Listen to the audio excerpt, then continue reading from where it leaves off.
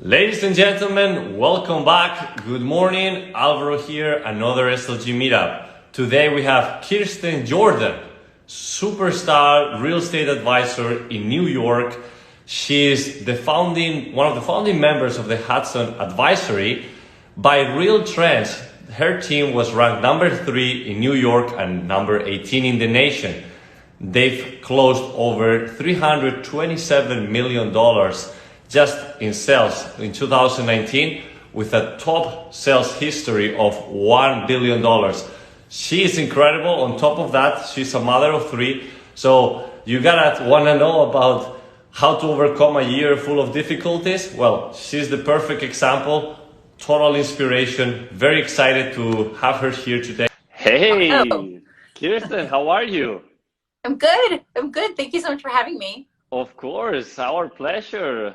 How's everything in New York? Everything in New York is actually just moving along very smoothly. We have been open since June 22nd for showings in person, and we have been showing in person with our masks on and selling property since then.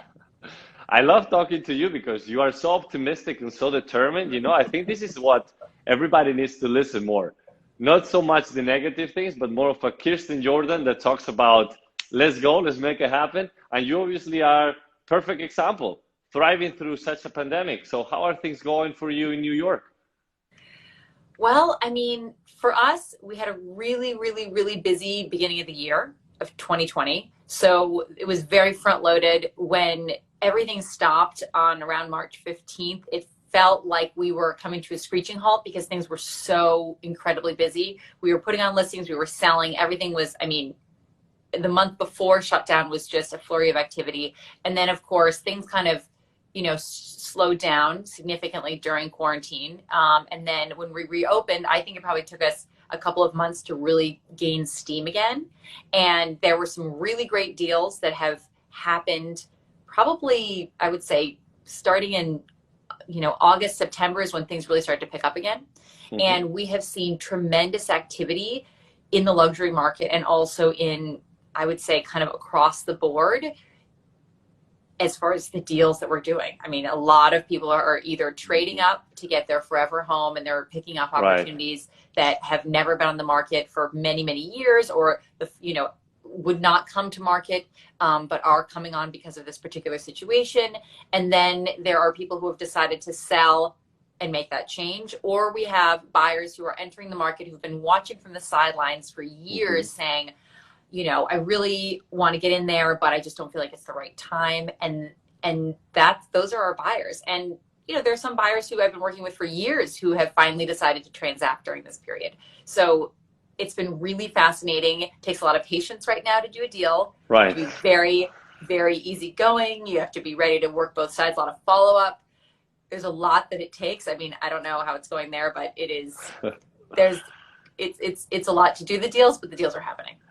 No, thank you for sharing all of that. It's very encouraging to hear that because, obviously we are here in Miami and all we hear is like everybody from New York coming here, Goldman Sachs now wanting to be here, like big firms and big individuals transitioning themselves to here, like just Ivanka Trump and Kushner just got a property in Indian Creek, the one from Julio Iglesias. Like you start seeing in the news deal after deal here happening, in South Beach. In Miami Beach in general, and we see you guys in New York struggling, but in reality, things are happening there.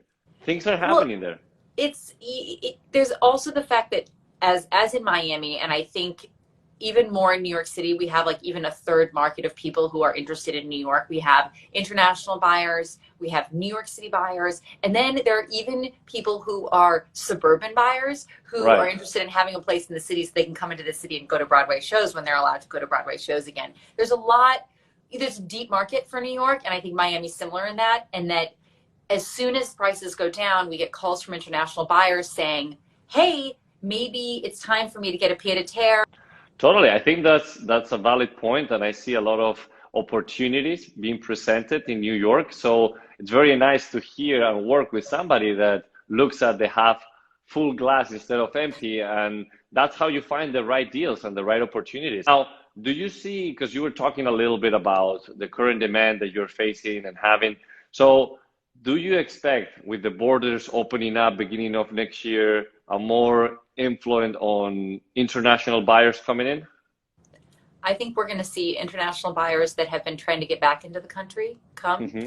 and they're already looking. I get messages from friends even that I met in Europe that are, my age, that have been looking at New York City for a long time and are saying, "Hey, can you just find me something that's $1 million, or can you look for like a $2 million something that I can buy, that I can keep, a special piece of New York City." And so right now it's harder for them to get here, of course, but a lot of them are still looking virtually already. So I do think that the first and second quarter could be very, very interesting. Right, and I think that you're correct on that. And one of the things that we are taking more advantage into this year is showing properties virtually. If Yeah. you are able to be yourself there and do a FaceTime or Zoom call, or even like this, I mean, I'm just gonna pull up this property right here, 139 East 23rd Street. It's almost for $3 million. This property right here that you have on the market, I mean, it's a beautiful property, and this is exactly what you were talking about. It's getting that Exactly. piece of New York. It's very trendy, and I think that it's also a good opportunity these days because prices are probably not as demanding, or the Yeah. opportunities are also there. So, I mean, what will be something about this property for those that are currently watching or listening that So stands out? what's really special about 139 East 23rd Street, we're calling it Gramercy North. That's the name we've given it, as it's because it's a new development. It is completely new construction. It is right at the north of Gramercy Park neighborhood. It's right next to the Freehand Hotel, which is a new luxury hotel that's been there for a couple of years. There's a great restaurant there, close to subways and public transportation, also close to Gramercy Park, which is a beautiful park. Really central, not too far downtown, but close enough that you can get to Midtown easily, even if you want to walk to work, which I think for some people right now is something that's really attractive, or take your scooter to work when offices open, if your office isn't open yet. Let's Right. just say that. And it's got really low monthlies. They're floor through apartments, so they're very private. It's a virtual doorman system, which right now people are really into that. They don't have to touch anybody or talk to anybody. They're not paying for a doorman, and it's super high-end luxury Italian finishes. We're working with a great developer, happens to be my husband. I find every single piece of this property fascinating. Obviously you can see that it's brand new and it's very well developed. So congratulations also to your husband. I mean, this is a very well done project. And I like this one right here. You have your office room. You can turn it Yes. into however you want, but I think that nowadays it's very important to have your office space at home because, unfortunately or fortunately, whatever the case might be, you have to stay at home and make it your office. Very nice, Kirsten. Now, I mean, your records and your stats are just incredible. Just last year alone, you guys sold over $327 million of dollars, and throughout history, you've been over 10 years doing this, over $1 billion. I mean, very fascinating everything that you've been working on with 3 new developments and everything that you're looking into. It's like the definition of luxury for a lot of people, but luxury is a word that is defined or perceived different by different people. So I want to know from you what luxury is. So I think that all of us have our own definition of our own personal luxury. I think that what I've seen over the years in real estate, that the definition of luxury continues to evolve and the standards continues to rise. So the same way that the only road to success is to continue to raise your standards, right now luxury is a higher standard than it's ever been. It's been almost exponential, the bar and how high it has, how high it's gotten, right? Luxury right now is being able to buy something that is the same as or better than you would have created for yourself. While it's different for everybody, there is this idea right now of buying something that you feel is an aspiration at any price point that is what sells right now. So that's what I'm seeing in luxury now, and it continues to be a theme. Very, very well defined term of what luxury is all about. I mean, I heard it all, from time, quality, details, but aspiration, that's something that really inspires because there is already so many things that are incredibly put out there that just by having it in front of you and the capacity to be able to have a piece of it is what Yes. really inspires you to, that called aspiration. So very well said.